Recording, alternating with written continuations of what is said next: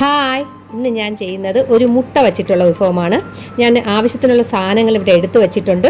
3 മുട്ട പുഴുങ്ങി വെച്ചിട്ടുണ്ട്. അല്ലാണ്ട് ഒരു ഉരുളക്കിഴങ്ങ് നീളത്തിൽ അരിഞ്ഞു വെച്ചിട്ടുണ്ട്. ഒരു മുരിങ്ങയ്ക്ക നീളത്തിൽ അരിഞ്ഞു വെച്ചിട്ടുണ്ട്. തൊണ്ടൻ പച്ചമുളകും, അതായത് സാമ്പാർ പച്ചമുളകും അല്ലാണ്ട് നീളത്തിലുള്ള പച്ചമുളക് രണ്ട് വിധം എടുത്തിട്ടുണ്ട്. അത് തൊണ്ടൻ പച്ചമുളക് ഓപ്ഷണലാണ്, എല്ലാവരുടെയും വീട്ടിൽ കാണണമെന്നില്ല. ഇല്ലെങ്കിൽ സാധാ പച്ചമുളക് ഇട്ടാലും മതി. ഒരു ചട്ടി അടുപ്പത്ത് വെച്ചതിന് ശേഷം ഉരുളക്കിഴങ്ങ് അരിഞ്ഞതിട്ട് വെള്ളം ഒഴിച്ച് നമുക്ക് അടച്ചു വെച്ച് വേവിക്കാം. അത് നന്നായി വെന്ത് വരുമ്പോഴത്തേക്ക് നമുക്ക് അരിഞ്ഞു വെച്ചിരിക്കുന്ന മുരിങ്ങയ്ക്കയും പച്ചമുളകും കൂടി ചേർത്ത് ഒന്നും കൂടി ഒന്ന് തിളപ്പിക്കാം. ആ സമയം കൊണ്ട് നമുക്ക് തേങ്ങ മിക്സിയിലിട്ട് അരച്ചെടുക്കാം.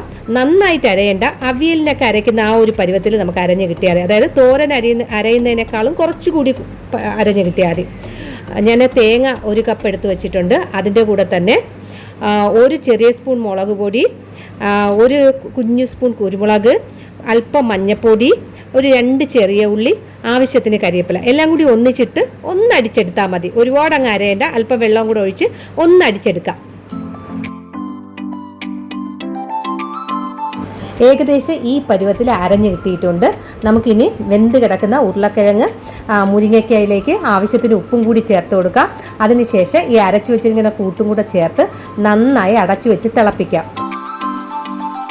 വെള്ളം ഒരുപാട് കൂടി പോകണ്ട. ഇത് നമ്മൾ വറ്റിച്ച് വയ്ക്കുന്ന കറിയാണ്, അതുകൊണ്ട് ആവശ്യത്തിന് വെള്ളം ഒഴിച്ചാൽ മതി.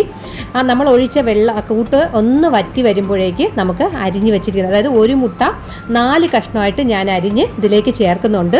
അതിൻ്റെ കൂടെ തന്നെ ആവശ്യത്തിന് കറിവേപ്പിലയും കൂടെ ഇട്ട് നമുക്കൊന്ന് നന്നായിട്ട് ചട്ടി ഒന്ന് കുലുക്കിയെടുക്കാം. അപ്പോൾ മുട്ടയിലേക്ക് ഈ കറി ഒന്ന് പുരണ്ട് കിട്ടും. അതിന് വേണ്ടിയാണ് ഞാൻ ഇങ്ങനെ ഒന്ന് കുലുക്കി കൊടുക്കുന്നത്. നമ്മൾ സാധാരണ മീനൊക്കെ വയ്ക്കുമ്പോൾ ഒന്ന് ചട്ടി കറക്കി എടുക്കുമല്ലോ, അതാ ചെയ്യുന്നത് ഇപ്പം ഞാൻ. അതിനുശേഷം വാങ്ങാൻ നേരത്ത് നമുക്ക് പച്ച വെളിച്ചെണ്ണയും കൂടെ ഒഴിച്ച് 1 സ്പൂണ് പച്ച വെളിച്ചെണ്ണയും കൂടെ ഒഴിച്ച് നമുക്ക് വാങ്ങാം. വളരെ സ്വാദിഷ്ടമായ മുട്ടയവിയൽ ഞാൻ തയ്യാറാക്കിയിട്ടുണ്ട്. എല്ലാവരും ഇതുപോലെ ട്രൈ ചെയ്ത് നോക്കണം. നമുക്ക് കുട്ടിയൊക്കെ ചോറ് കെട്ടാനൊക്കെ ഉപയോഗിക്കാം. ഇനിയും ഇതുപോലുള്ള നല്ല നല്ല വീഡിയോകളായി നമുക്ക് കാണാം. ബായ്.